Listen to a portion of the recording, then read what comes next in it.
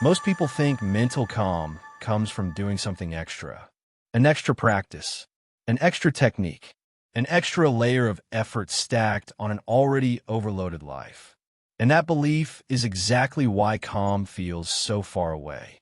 Because the modern mind is exhausted not from doing too little, but from constantly chasing novel solutions to an old, simple problem. Here's the uncomfortable truth most people don't want to hear. If your nervous system is constantly overstimulated, no amount of advanced techniques will save you. Not meditation retreats, not breathwork hacks, not productivity systems disguised as self-care. So let me ask you something honestly. What if the reason you feel anxious, scattered, or perpetually on edge isn't because you're doing life wrong, but because you've been trained to overlook the most stabilizing forces available to you?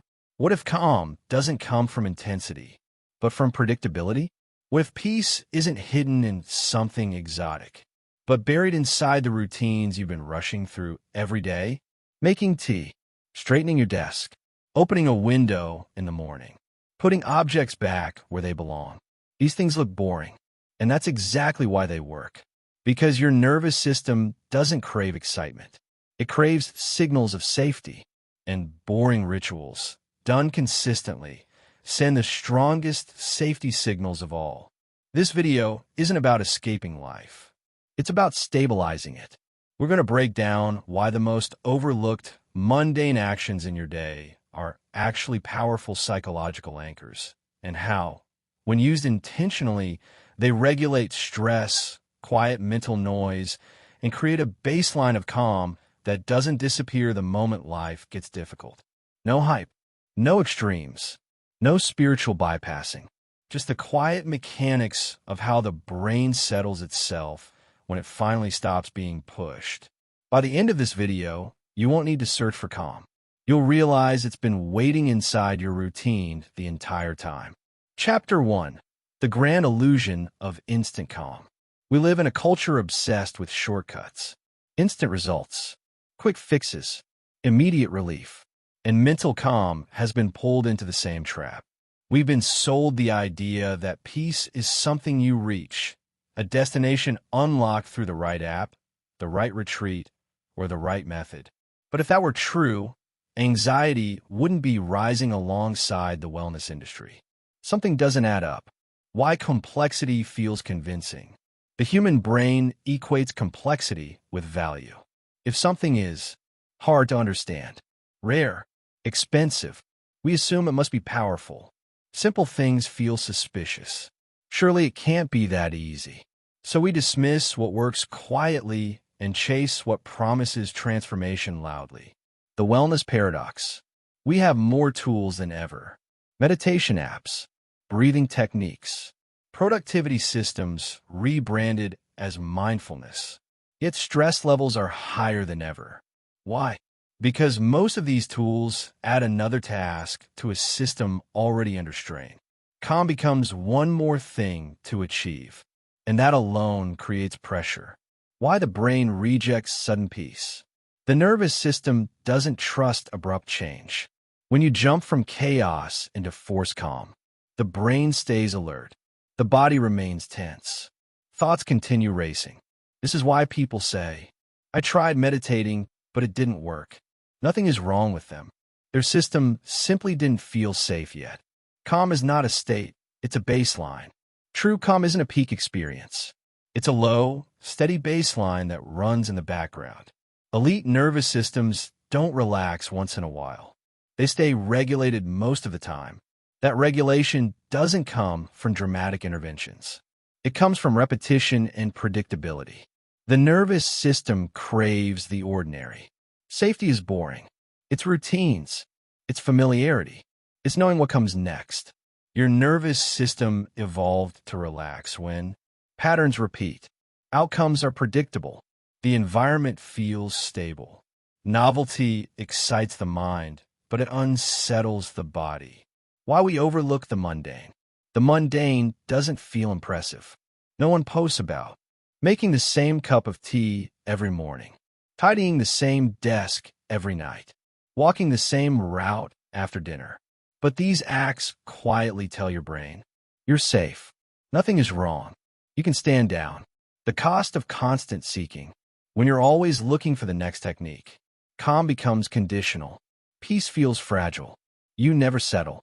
Your system stays in searching mode. And searching mode is not calm. The first reframe. Calm is not something you add. It's something you stop disrupting. This chapter isn't asking you to do more. It's asking you to notice what you've been skipping, rushing, or dismissing, and why those moments matter more than you think. Chapter 2. Unveiling the mundane magic. Why boring rituals calm the brain. Boring is not a flaw. Boring is a signal. To your nervous system, boring means nothing unexpected is happening. There is no immediate threat. The environment is stable. And stability is the language calm speaks fluently. This chapter explains why the most ordinary actions in your day have a disproportionate impact on your mental state. The brain is a prediction machine. Your brain is constantly asking one question: what's about to happen next? When the answer is unclear, stress hormones rise. Attention fragments. The body prepares for uncertainty. When the answer is predictable, the nervous system relaxes. Thoughts slow. Energy stabilizes. Rituals feed the brain reliable predictions. Why novelty keeps you on edge. Novelty feels exciting, but it comes at a cost. Each new stimulus forces the brain to evaluate safety, allocate attention, prepare responses. Too much novelty keeps the system slightly alarmed all day. This is why constant scrolling, multitasking, and stimulation create low-grade anxiety, even when nothing is wrong. Rituals as cognitive anchors. A ritual is an action with a familiar beginning, middle, and end. That structure matters. It tells the brain, this has happened before. It ended safely. You can relax. Making tea, lighting a lamp, opening a notebook. The action itself is less important than its repeatable form. Control without effort. In chaotic environments, humans seek control. Big control attempts. Overplanning. Micromanagement. Obsessive optimization. Small rituals offer a gentler alternative. They provide localized control, a small area of certainty inside a noisy world. That alone reduces stress. Micro-sanctuaries in time. Rituals carve out psychological space.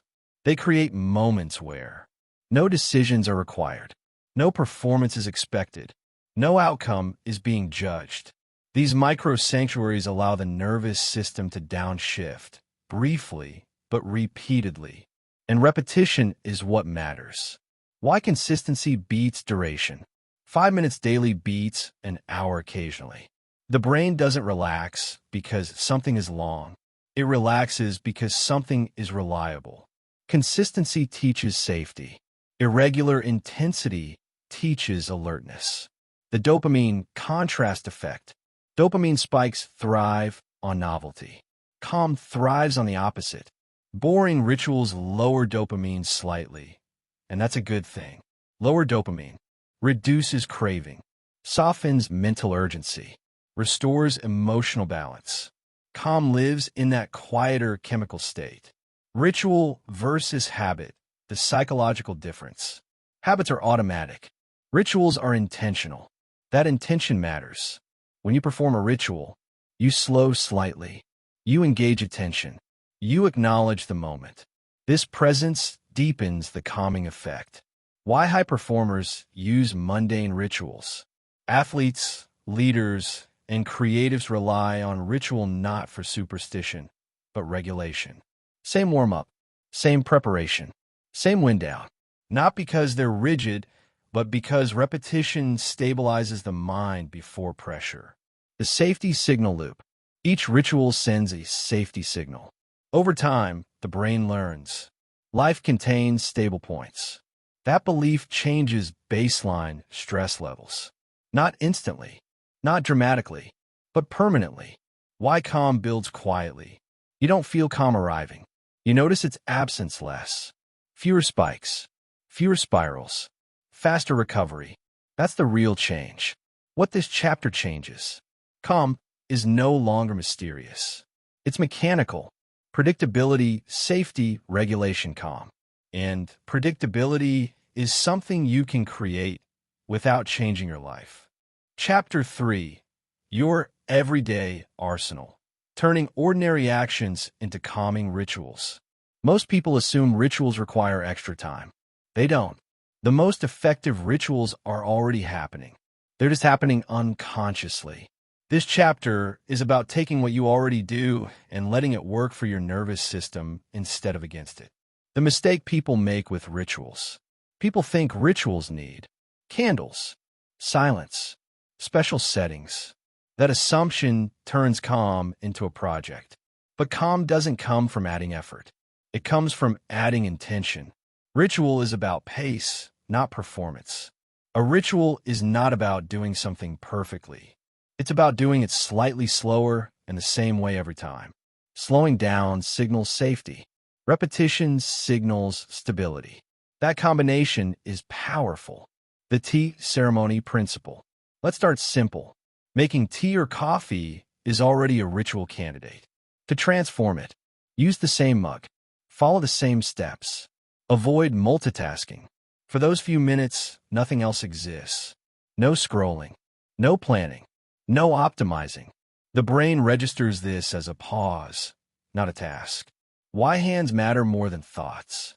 Manual actions calm the nervous system. Touch, temperature, and texture ground attention. This is why washing dishes can feel soothing. Folding laundry can quiet the mind. Writing by hand feels different than typing. The body anchors the mind. Workspace rituals that reduce mental clutter. A chaotic workspace keeps the brain partially alert. You don't need perfection. You need closure. Simple rituals. Clearing the desk at day's end. Placing tools in the same location. Starting work by opening the same notebook. These actions tell the brain, this is contained. You can focus. Transition rituals are underrated. Stress often comes from abrupt transitions. From sleep to work. From work to rest. From noise to silence. Rituals smooth these edges. Examples. Opening a window each morning. Changing clothes after work. Taking 3 deep breaths before entering home. These acts mark boundaries, psychologically and biologically. Beginning and ending matter most. The brain remembers how things start, how things end. Ritualizing the beginning and end of your day has outsized impact. A calm start reduces baseline stress. A calm ending improves sleep and recovery.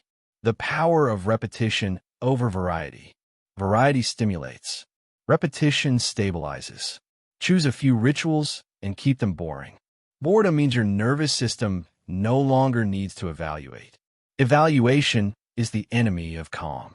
Rituals don't fix everything. They regulate you. Rituals don't remove problems. They make you less reactive to them. Calm doesn't erase difficulty. It changes how difficulty is processed. Why small rituals outperform big ones. Big rituals fail under pressure. Small rituals survive bad days. When life is chaotic, you won't meditate for 30 minutes. But you can still make tea, clear a surface, sit quietly for 1 minute. And that's enough to keep regulation intact. Stacking rituals without overload. You don't need many rituals. 3 to 5 is enough. 1 in the morning, 1 during the day, 1 in the evening. That rhythm creates containment. The psychological safety net. Over time, rituals become a safety net. Even when the day goes wrong, emotions spike, plans fall apart. You return to something familiar. That familiarity restores equilibrium. Why this chapter matters. This is where calm becomes accessible. No retreats, no special tools, no lifestyle overhaul, just intentional repetition. Chapter 4, Beyond the What? How to sustain calm when life is chaotic. Knowing what to do is easy. Doing it when you're tired, stressed, late, or overwhelmed is the real challenge. This chapter exists because calm practices that only work on good days are not calm practices at all. They're fragile rituals. Elite calm is anti-fragile. Why calm breaks first under pressure? When stress rises, the brain narrows focus. It prioritizes speed, efficiency, problem solving. Rituals feel unnecessary in those moments. And that's the trap. The moment you abandon regulation is the moment you need it most. The myth of the right time. People wait for more time, less stress, better conditions. That moment never comes. Calm isn't built in ideal conditions. It's built inside imperfect ones. Why resistance is normal, not failure. Resistance doesn't mean you're lazy. It means your nervous system is overloaded. When energy is low, the brain cuts anything that doesn't feel urgent. Your job isn't to fight resistance. It's to design around it. The minimum viable ritual. Every ritual needs a floor. Not the best version, the smallest version. If your ritual collapses when shortened, it's too fragile. Examples: 1 deep breath instead of 5. Clearing one object instead of the whole desk. Standing still for 30 seconds instead of meditating. This keeps the safety signal alive. Why all-or-nothing thinking destroys calm. Miss one day, and people quit. That's not discipline. That's rigidity. Calm thrives on flexibility. Consistency means returning, not perfection. Chaos-adapted rituals. Your rituals should shrink under pressure, expand when life is calm. This adaptability keeps them alive long-term. Rigid systems break. Elastic systems endure. Using anchors instead of schedules. Schedules fail under chaos. Anchors survive. Anchor rituals to waking up, meals, entering or leaving spaces. These events happen no matter how messy the day is. Energy-aware calm. Some days require stimulation. Some days require softness. Forcing calm when the body needs movement creates friction. Elite calm adjusts to energy, not against it. The guilt trap. Guilt increases stress. Stress blocks calm. Beating yourself up for not being calm enough is self-defeating. Calm grows in self-compassion, not pressure. When rituals feel empty. This happens. Don't abandon them. Rituals work even when they feel neutral. Their effect is cumulative, not emotional. The long view of regulation. Calm is not noticeable daily. It's noticeable over weeks, over months, in how fast you recover. The absence of chaos is subtle but powerful. Why this chapter is the backbone. This chapter keeps everything alive. Without it, rituals fade. Stress returns. Calm becomes conditional. With it, calm survives bad days. Regulation becomes automatic. Stability compounds. Chapter 5. The Unbearing Truth. Why calm makes you sharper, not softer. There's a quiet fear people have about calm. They don't say it out loud, but it's there. If I slow down, if I stop pushing, if I become calm, will I lose my edge? So they stay tense. They stay busy. They stay wired. Not because it works, but because they're afraid of what calm might take away. This chapter exists to end that fear. Why calm is misunderstood. We confuse calm with passivity. We imagine calm people as detached, slow, unambitious. But that image is wrong. True calm is not low energy. It is stable energy. The difference between urgency and clarity. Urgency feels productive. It creates motion. It creates pressure. It creates the illusion of importance. But urgency also narrows thinking, increases mistakes, drains energy. Calm removes noise, not drive. And when noise drops, clarity rises. Calm improves decision-making. A regulated nervous system sees options more clearly, reacts less emotionally, anticipates consequences. This is why calm leaders make better decisions under pressure. Not because they care less, but because they are less hijacked. Why anxiety feels like motivation, but isn't. Anxiety creates movement. That movement can look like motivation, but it's unstable. It leads to overthinking, second guessing, exhaustion. Calm motivation is quieter, but far more durable. The cognitive bandwidth effect. Stress consumes mental bandwidth. Calm frees it. When a nervous system settles, working memory expands. Focus deepens. Creativity increases. You don't become slower. You become more precise. Calm and emotional control. Without calm, small problems feel big. Feedback feels personal. Frustration escalates quickly. With calm, emotions still arise, but they don't dominate. You respond instead of react. That alone changes everything. Why high performers look calm under pressure. This isn't personality. It's regulation. Their nervous system doesn't spike at every stimulus. So they think longer, speak less, choose better. Calm is not the absence of intensity. It's intensity with control. The productivity myth. Busyness is not effectiveness. Calm people often do fewer things, say no more easily, focus longer. This leads to better outcomes, not fewer. Calm does not kill ambition. This is critical. Calm doesn't remove desire. It removes desperation. Ambition becomes cleaner, less ego-driven, less reactive, more strategic. That's how long-term success is built. Why calm feels unfamiliar at first. If you're used to tension, calm feels empty. That emptiness is not loss. It's space. Space to think. Space to choose. Space to act deliberately. The shift from force to leverage. Force burns energy. Leverage multiplies it. Calm is leverage. It allows small actions to have larger impact because they're chosen, not rushed. The deep truth of this chapter.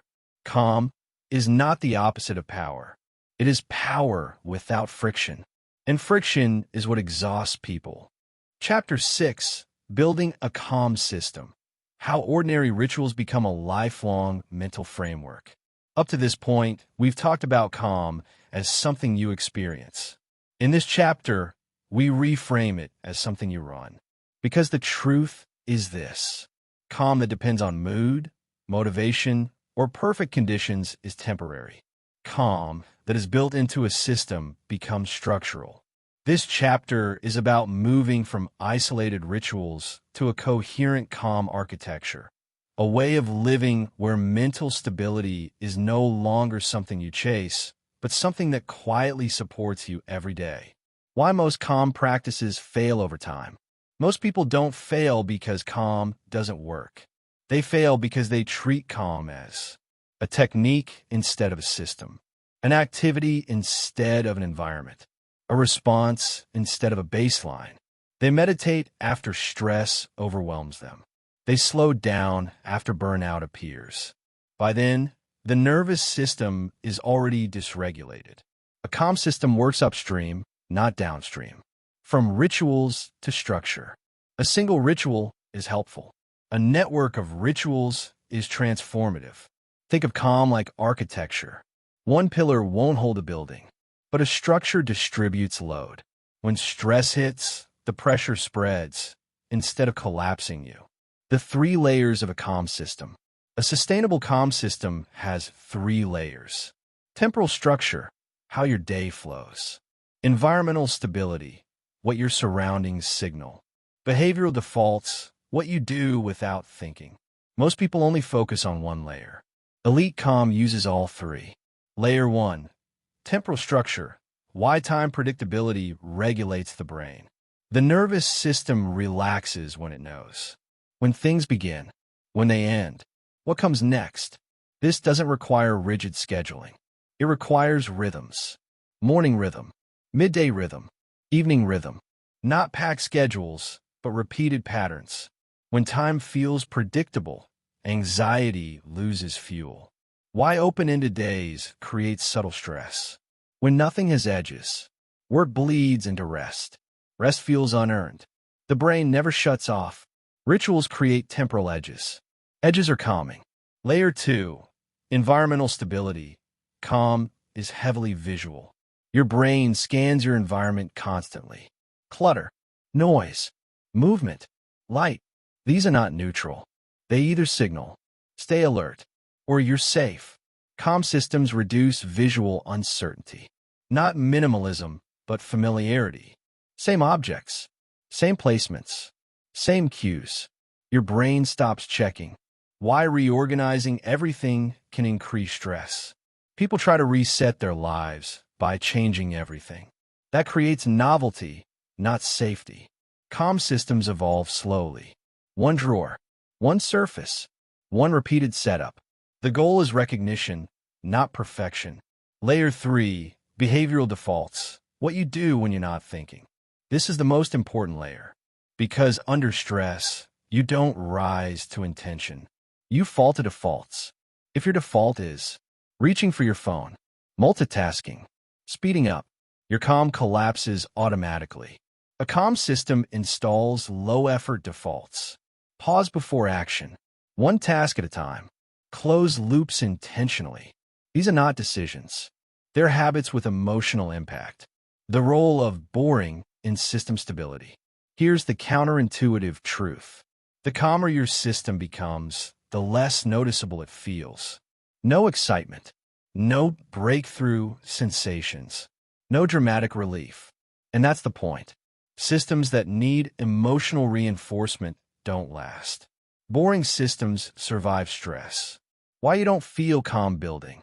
Calm doesn't announce itself. You notice it indirectly. You recover faster. You ruminate less. You sleep deeper. You don't escalate as quickly. This delayed feedback makes people quit too early. Calm systems require trust. Designing for bad days, not ideal ones. This is where most people fail. They design calm routines for free mornings, quiet weekends, low-pressure days. But calm is needed most when you're late, you're tired, you're overwhelmed. A real calm system shrinks under pressure, never disappears. If it can't survive bad days, it's not a system. The always-on baseline shift. When calm becomes structural, stress still appears, but it doesn't dominate. You stop swinging between extremes. No more calm versus chaos, control versus collapse. Instead, you operate within a regulated range. That's the real win. Why calm is a long game. Calm compounds. Just like poor sleep compounds exhaustion, regulation compounds resilience. Months matter. Years transform. This is not self-improvement. This is self-stabilization. The identity shift that locks it in. Eventually, something changes. You stop saying, I'm trying to be calm. You start saying, I don't live in a way that constantly dysregulates me. That identity protects itself. Chapter 7. Calm Across Seasons. How to stay grounded as life, ambition, and identity change. Calm is easiest when life is stable. But life doesn't stay stable. Careers accelerate. Responsibilities multiply. Relationships deepen or fracture. Identity shifts quietly, then suddenly. Most people lose calm, not because they fail, but because their systems don't evolve with them. This chapter is about building a form of calm that moves with you, not one you outgrow. Why calm breaks during transitions. Transitions are the highest stress periods of life. Not because something is wrong, but because the brain loses prediction. New role, new schedule, new expectations. When the future becomes unclear, the nervous system tightens. This is when old rituals stop fitting. And instead of adapting them, people abandon them. That's the mistake. The hidden cost of leveling up. Growth is destabilizing. Even positive change, promotion, business growth, new goals, creates internal tension. You're no longer who you were, but not yet who you're becoming. Calm disappears in that gap.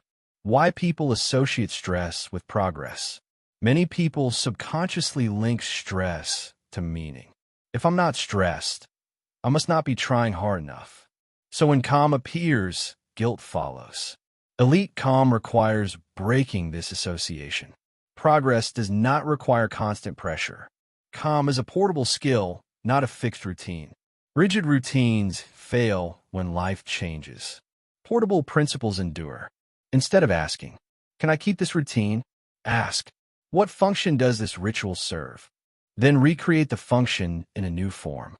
The four functions calm must always serve.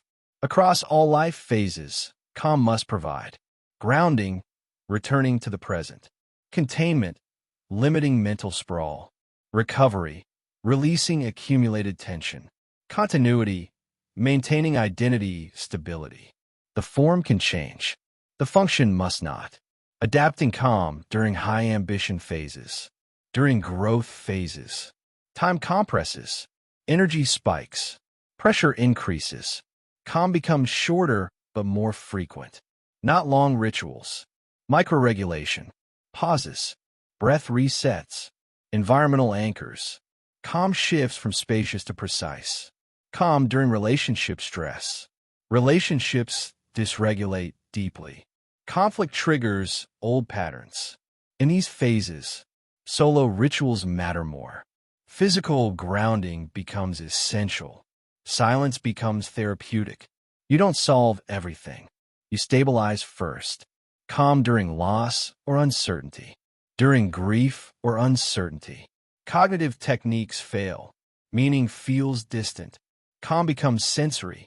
Warmth. Routine. Familiar objects. This isn't weakness.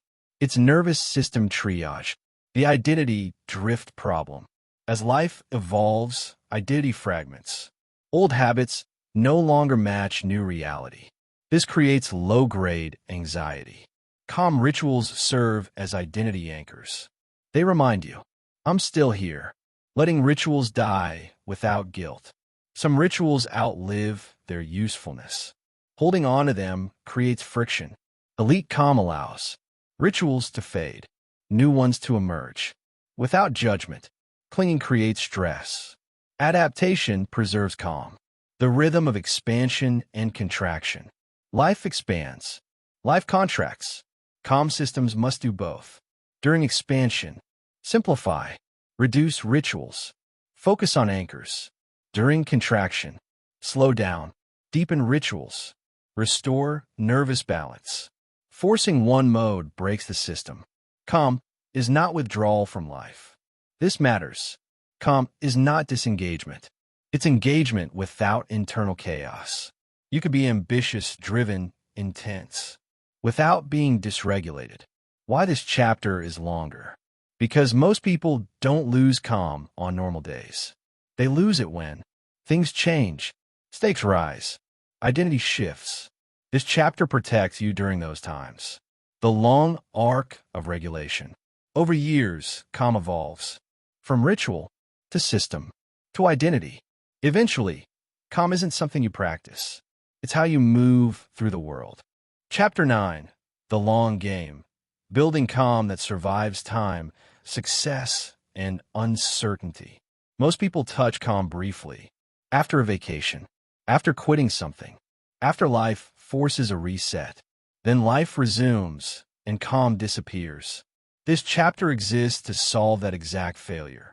Not how to find calm. How to keep it for decades. Why calm is lost over time.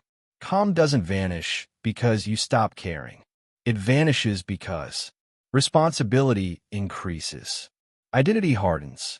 Stakes rise. Success quietly replaces chaos. And success brings pressure, visibility, expectation. Without systems, calm erodes. The trap of I'll rest later. Deferred calm becomes permanent tension. People promise themselves, after this project, after this season, after I make it, that future never arrives. Calm must be embedded, not postponed. Calm is a skill, not a mood. Moods fluctuate. Skills persist. Calm survives time only when it becomes procedural, automatic, unemotional. You don't chase it. You default to it. The identity shift that protects calm. People who lose calm identify as productive, needed, exceptional. People who keep calm identify as steady, grounded, durable. This shift matters. Calm is not impressive. It is reliable. Success is a greater threat than failure. Failure forces reflection. Success removes it. More money, more influence, more requests. Each one eats attention. Calm collapses when success goes unregulated. Scaling life without scaling stress. The mistake. Increasing output without redesigning structure. Calm people reduce complexity as life grows. Narrow priorities. Protect energy ruthlessly. Growth must simplify, not clutter. Routine as an anchor, not a cage. Over time, routines drift. They become stale, then abandoned. Calm systems evolve slowly. Same structure, updated content. The rhythm remains. The details adapt. Aging and the nervous system. As you age, recovery slows. Stimulation costs more. Sleep becomes fragile. Calm requires gentler inputs. This isn't weakness. It's wisdom. Letting go of urgency. Urgency ages people fast. Calm longevity requires longer timelines, fewer artificial deadlines, more margin. Urgency should be chosen, not constant. Redefining productivity over time. Early life rewards speed. Later life rewards accuracy, sustainability, depth. Calm survives when productivity matures. The role of meaning. Without meaning, calm feels empty.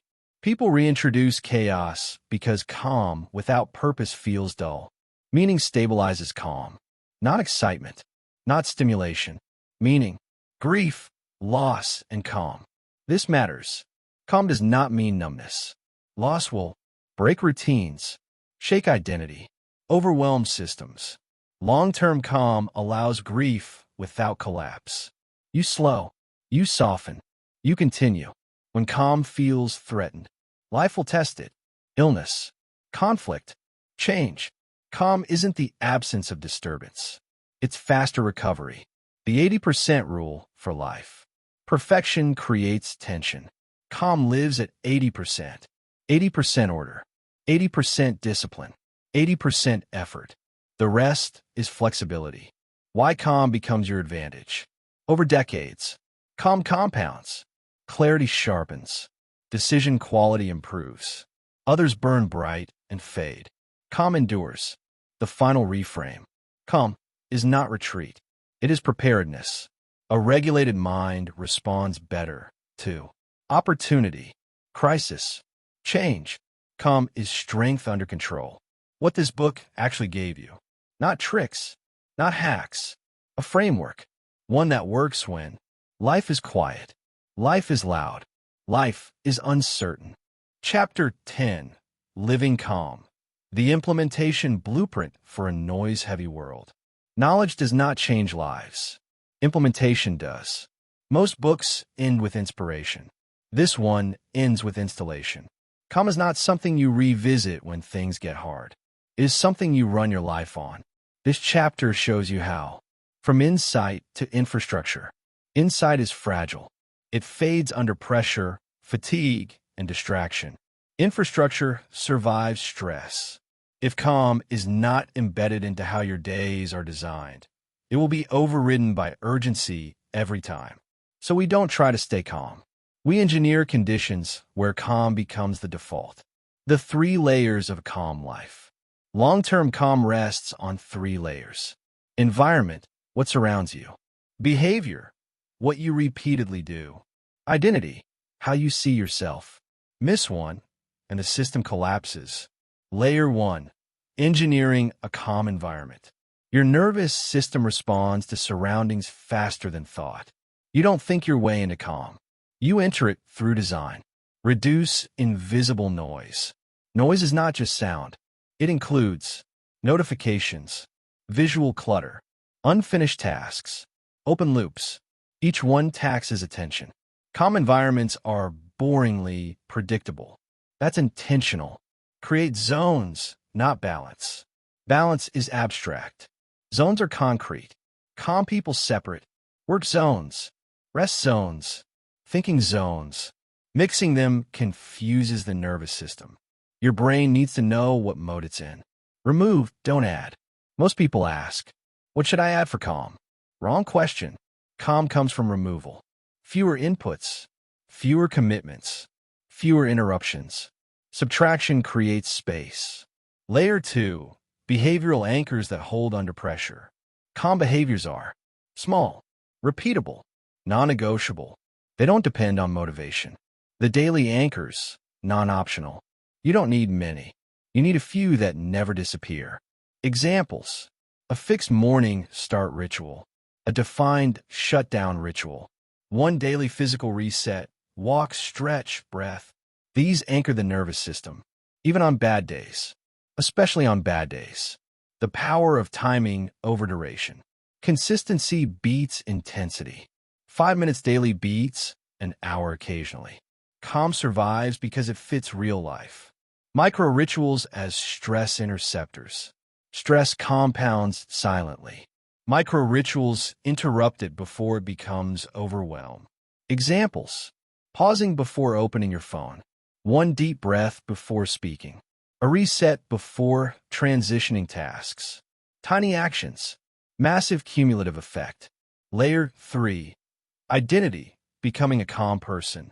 This is the deepest layer and the most ignored. You don't do calm long-term. You become someone who values it. Identity protects behavior. When calm is part of identity, you don't negotiate with chaos. You don't glorify burnout. You don't chase stimulation. You choose steadiness automatically, letting go of chaos as validation. Some people unconsciously use chaos to feel important. Busy feels valuable. Stressed feels necessary. Calm requires releasing that identity.